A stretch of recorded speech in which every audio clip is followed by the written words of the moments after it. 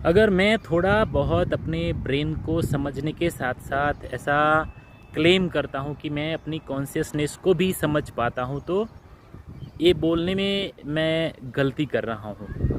क्योंकि ब्रेन को अगर मेन पार्ट्स में डिवाइड करना हो तो ब्रेन के अंदर इमोशंस है, विचार है और मेमोरी है।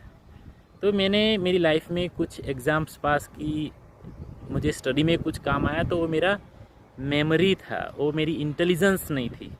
तो मेमोरी, इंटेलिजेंस, इमोशंस और हमारे थॉट्स, ये कुछ चार चीज़ें मिलकर हमारा ब्रेन बनता है। ब्रेन की अगर मेन कॉन्फ़िगरेशन चार भागों में हम डिवाइड करते हैं तो इतनी सारी हो सकती है कि ब्रेन हमको इमोशंस देता है, विचार देता है, मेमोरी देता है और इंटेलेक्चुअल करने की क्षमता देता है। लेकिन ये चार चीज़ें समझने के साथ साथ मैं ऐसा दावा नहीं कर सकता हूँ कि मैंने अपनी कॉन्शियसनेस को भी मैं समझ पाता हूँ। क्योंकि ये चार चीज़ों के ऊपर का जो लेवल है, ये चार चीज़ों को जो ऑब्ज़र्व करता है, वो कॉन्शियसनेस है। और कॉन्शियसनेस को समझने के लिए ये चार चीज़ों पे आपका बहुत अच्छे से कमांड होना चाहिए। आपका मेमोरी, इंटेलिजेंस, थॉट्स, इमोशंस के ऊपर वो चारों चीज़ों को अलग अलग तरीके से समझने का थोड़ा बहुत पावर आपके पास होना चाहिए। और वो पावर जहाँ से मिलता है उस जगह का नाम कॉन्शियसनेस है।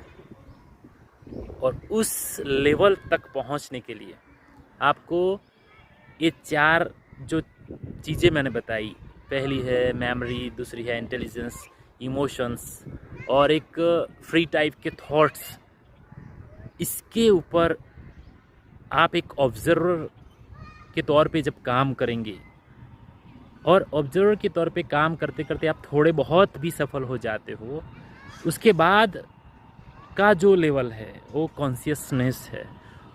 तो स्पिरिचुअल वर्ल्ड में ये कॉन्शियसनेस की ओर जाने के लिए ये ब्रेन को समझने की बहुत आवश्यकता होती है। और जब आप इस ब्रेन के चार एस्पेक्ट्स को समझ जाते हैं तो फिर आपको ये जो कॉन्शियसनेस है उसमें आपको थोड़ा बहुत